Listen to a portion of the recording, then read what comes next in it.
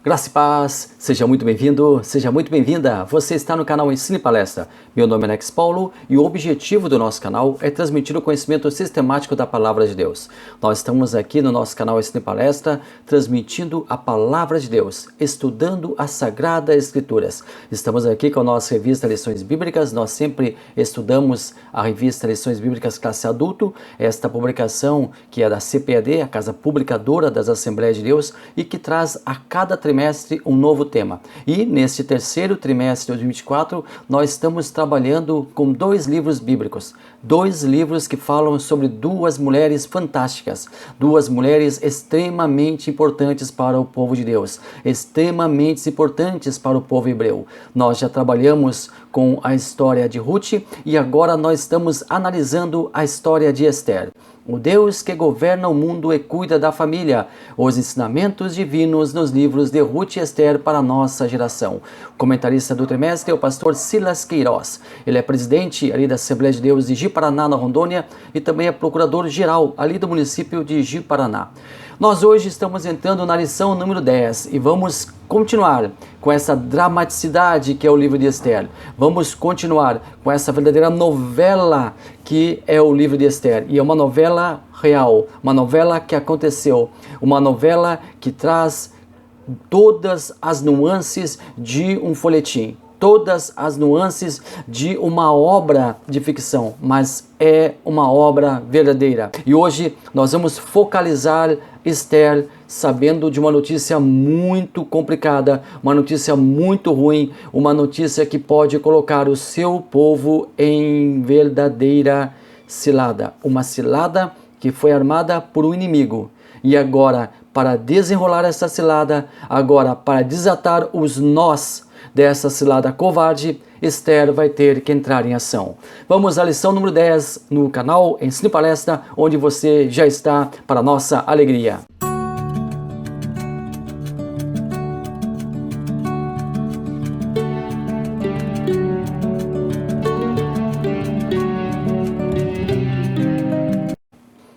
Lição número 10, o plano de livramento e o papel de Esther. Nós temos aqui o texto áureo, porque desde a antiguidade não se ouviu, nem com o ouvido se percebeu, nem com os olhos se viu um Deus além de ti, que trabalha para aquele que nele espera.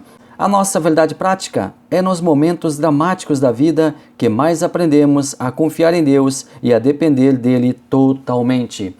A nossa leitura bíblica em classe é bem extensa. Eu convido você a ler na sua Bíblia ou ler na sua revista.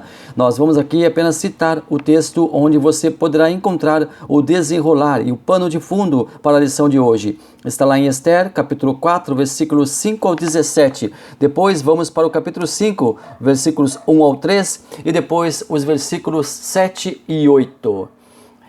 Nós hoje aqui no nosso canal Ensino e Palestra vamos analisar esse novo episódio dramático da história de Esther, este novo ponto culminante da história do povo hebreu. Os nossos tópicos e subtópicos para a lição de hoje: o perigoso plano e o temor de Esther. Primeiro subtópico, lamento, choro e compadecimento. Segundo, um obstáculo real. Terceiro, autoritarismo e morte. Segundo tópico, Mardoqueu convence Esther. Primeiro subtópico, confiando na providência divina. Segundo, primeiro Deus, depois o homem. Terceiro, confiar em Deus não é tentá-lo. Terceiro tópico, o plano. Esther entra à presença do rei e propõe um banquete. Primeiro subtópico, prudência, preparação e ação. Segundo, estendendo o cetro. Terceiro, em sintonia com Deus. Mardoqueu avisa Esther. A rainha é alertada por seu primo Mardoqueu sobre a trama maldosa e perversa de Amã. Todos os judeus foram sentenciados à morte. Interessante é que Amã usa de extremo sadismo ao decretar que a extinção do povo judeu se daria dali a 11 meses. Ou seja, durante quase um ano viveriam atormentados pela ideia de serem extintos sumariamente. Com medo que Esther não se importasse com o que estava acontecendo com seu povo, Mardoqueu previne ela de que ela própria também seria vítima daquela armadilha. Ou seja, daqui a 11 meses a rainha também deveria morrer.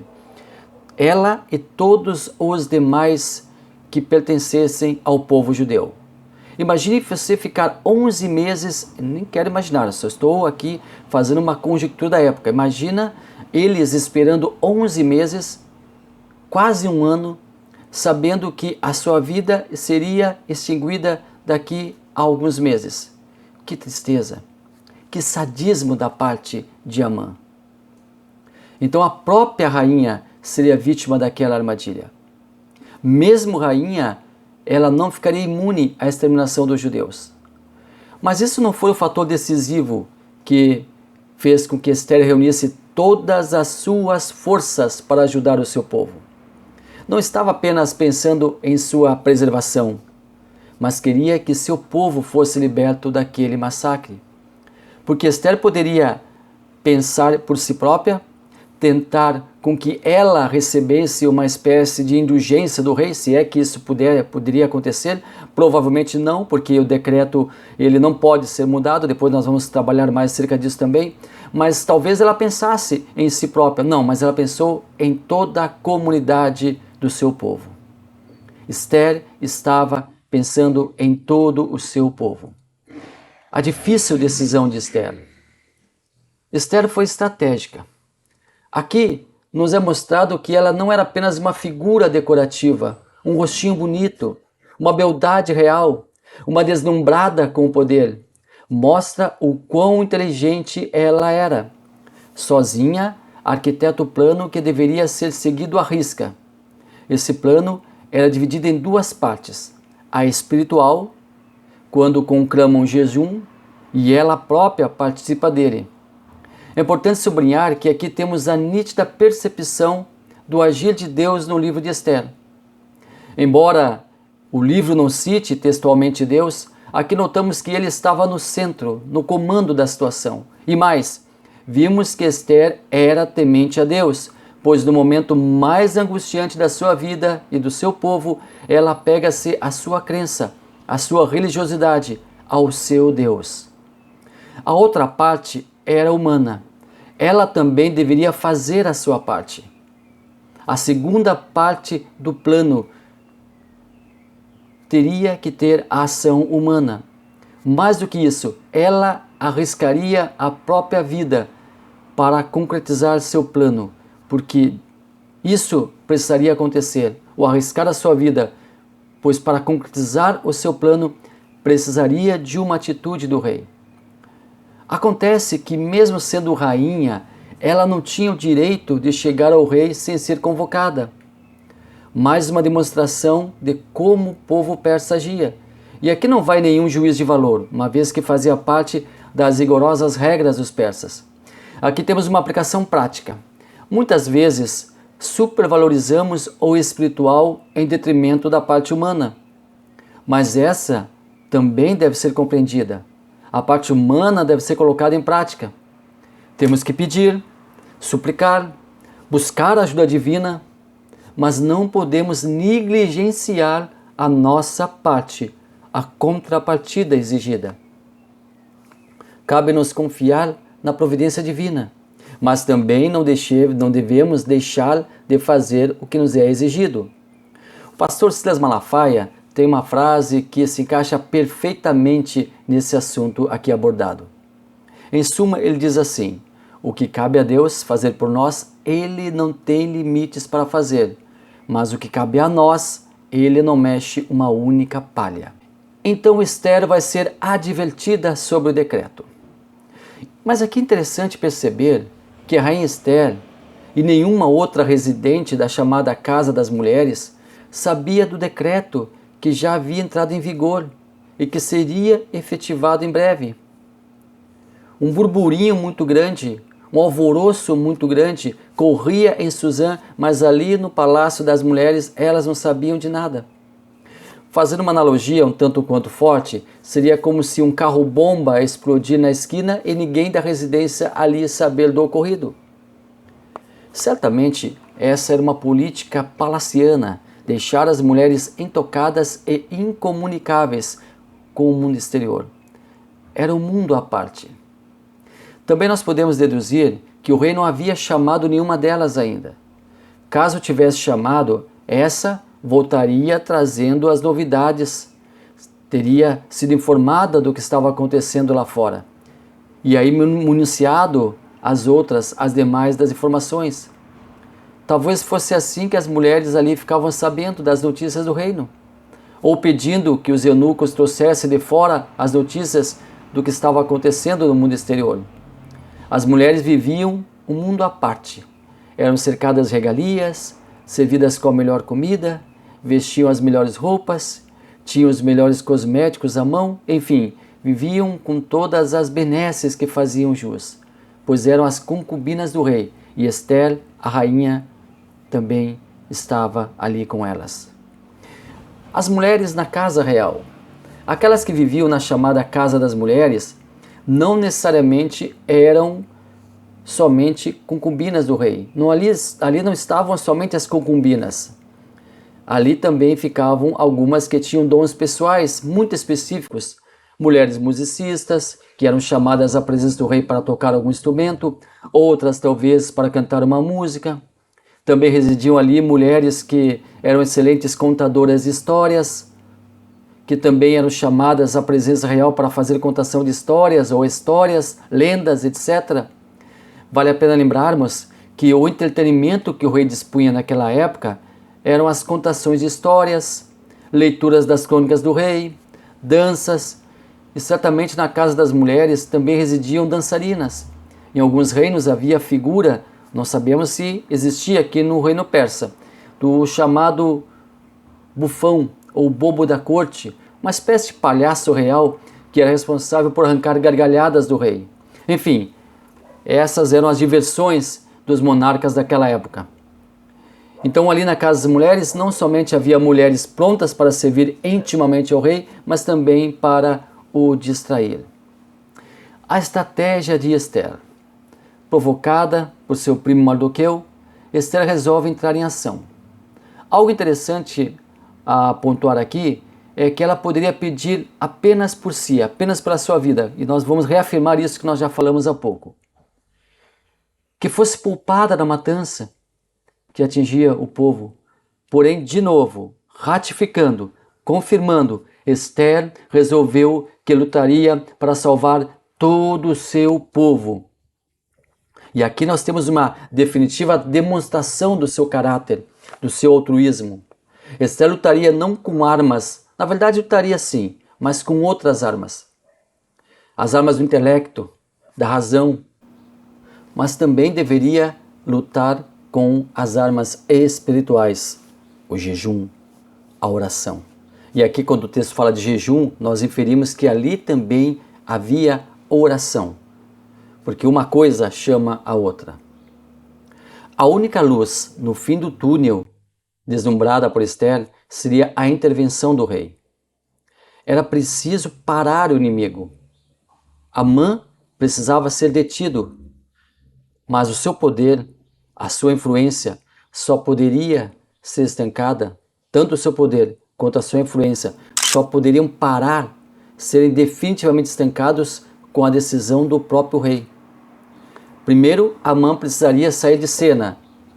Depois se veria o que fazer com o decreto, uma vez que estabelecido, segundo o costume persa, não poderia ser modificado, nem mesmo pelo próprio rei.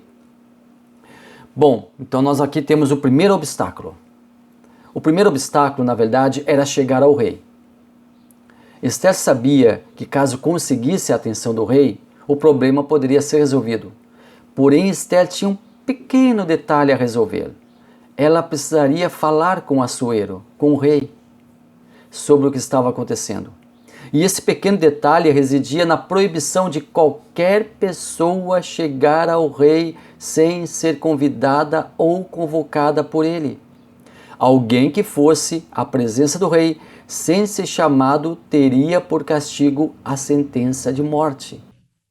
A pessoa até poderia chegar ao rei sem ser convidada, mas se o rei não quisesse receber aquela pessoa e ficasse impassível quanto à presença daquela pessoa, o tal visitante não convidado perderia a vida. Isso mesmo. Se o rei não estendesse o seu cetro real em direção à pessoa, era deixa para a mesma ser levada para a execução sumária. Isso aqui é muito forte e nos deixa uma dúvida muito interessante, uma dúvida muito grande. Esse ato seria uma norma? Seria uma lei? Nós não sabemos se tratava-se de uma lei ou uma norma do próprio rei. Mas é algo surpreendente e que causava grande temor. Talvez fosse a intenção de blindar o rei. Essa proibição talvez fosse para blindar o rei quanto a visitas não autorizadas ou indesejadas. Também lembramos que um grande temor dos monarcas era ser assassinado no próprio trono ou no exercício do seu poder. No próprio trono, muitos reis morreram, ou fazendo, exercitando o cargo real, as atividades reais. E por incrível que pareça, foi exatamente isso o que viria a acontecer com o rei Assuero, que seria assassinado tempos depois. Bom, voltando aqui ao caso de Esther. Então era um risco imenso para Esther. Embora já fosse rainha, ela também estava sujeita a essa norma. Ela não poderia chegar ao rei sem ser convidada ou convocada por ele. Aí nós temos um segundo obstáculo. Caso Esther vencesse o primeiro, conseguisse, chegando na presença do rei, sem ser convidada, que ele estendesse o cetro para ela, ela iria tocar o cetro, então ela poderia falar com o rei. Então seria o primeiro obstáculo vencido. Mas nós temos um segundo obstáculo. Um outro problema é levantado aqui. A ordem de extermínio dos judeus não poderia ser extinta, uma vez que as leis dos medos e persas não poderia jamais, sem a mínima hipótese, voltar atrás. Nem o próprio rei poderia ou teria autoridade para isso. Ele não poderia abolir essa lei. Isso era inegociável para os medos e persas. Uma lei uma vez decretada, uma lei uma vez estipulada, não volta atrás.